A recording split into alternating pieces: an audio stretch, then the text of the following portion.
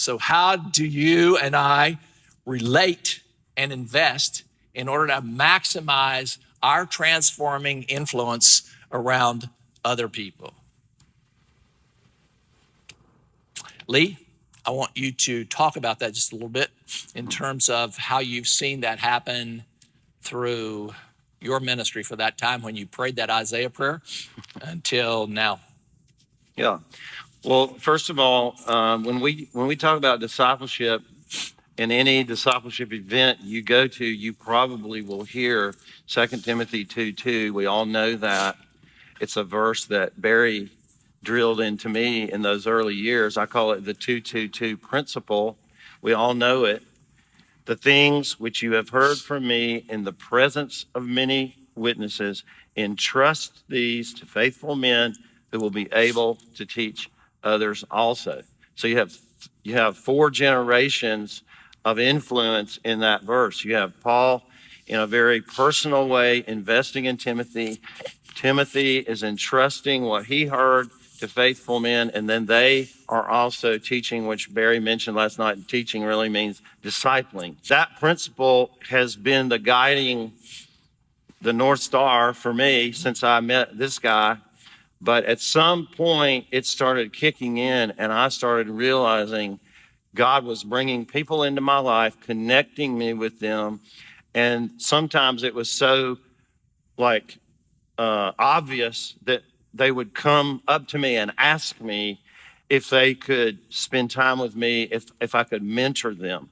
So it was like I couldn't run from this. And so the Lord put me in these influential relationships. I have a few pictures I want to show you. If you pull up that first one of a guy named Philippe.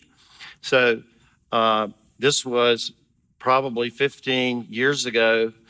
I was in a Brazilian church in Orlando. And so Philippe was 15 years old. He was the same age that I started in Barry's discipleship group. And he was in a church, and I ended up ministering to him. He then came to me and asked me if I would meet with him. And so it began a friendship, a relationship, a mentoring relationship. I poured a lot of time into Philippe over the next several years. He ended up becoming the youth pastor of his Brazilian church. And then I did his wedding, and now he and his wife are contemplating what their next step is in ministry. And I know that one day I'm going to go to Brazil and Philippe is going to translate for me. That's just one example of how this happens. The next picture, very different and unique situation, is that this guy, Mahipal, he's from India, but he happened to work at a convenience store in LaGrange, Georgia, where I live. And in January of last year, I happened to go to the Marathon gas station at exit 14 in LaGrange, Georgia. And this guy was behind the counter. I could tell he had a thick Indian accent because I've been there many times. So we started a conversation. It led to a friendship. And then we ended up sitting in the back of the store, having a conversation with coffee, and Mahipal gave his life to Christ in the gas station. Then the pandemic hit, and I was off the road. I couldn't travel. So guess what? I had lots more time on my hands to be in LaGrange. And so every morning we had discipleship in the table behind the cash register next to the video poker machines. And discipleship can happen next to the video poker. It doesn't have to be in a holy environment. Right. And so we went through the book of Mark together, and then we started reading John together, and then he wanted to be baptized, and no churches were open, and a friend of mine opened his church, and we baptized him with 10 people spread out all over the place with masks on, and he got baptized during the pandemic.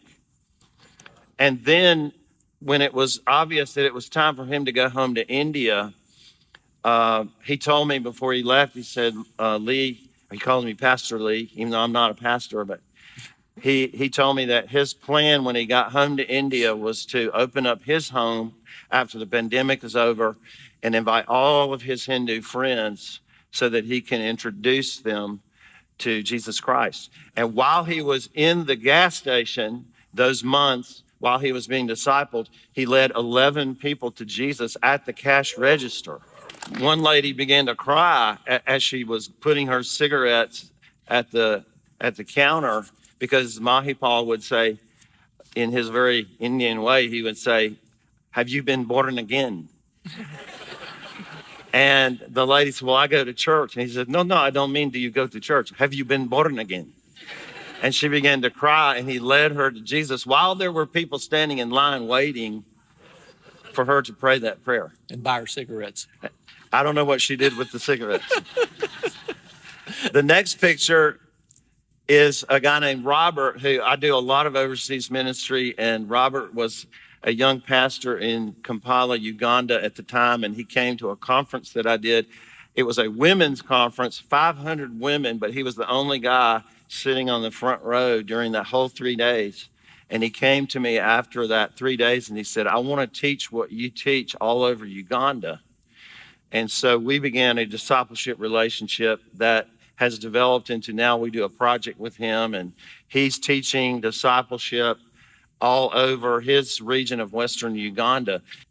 I was in a church in Pittsburgh, Pennsylvania, preaching on a Sunday morning, and I noticed this one young African-American guy in the middle, and I went down the line and prayed for everyone. He ended up kind of prostrate on the floor, just praying, and everybody else left.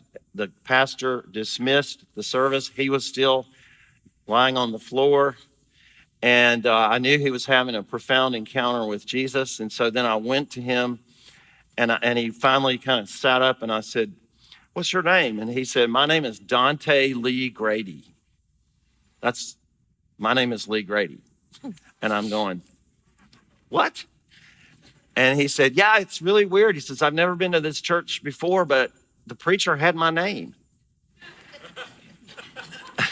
But he got born again, and he got profoundly touched by the Holy Spirit that day, and he surrendered his life to the Lord, and we began a relationship. He's been on 7 ministry trips with me now, and he during the pandemic year, was put in as youth pastor in his church in Pittsburgh. And he's already discipling young college students. He's 24, 25, and he's already making disciples at his age. Just these are some of the people. Peter in Singapore, and then Paul, who is Ukrainian, who now works for me. Alex, who is from Belarus and lives in Philadelphia and now has influence over youth pastors all over the Northeast and is teaching them the discipleship model, teaching Slavic Christians. And by the way, there's a lot of Russians in America, and they are on fire for Jesus.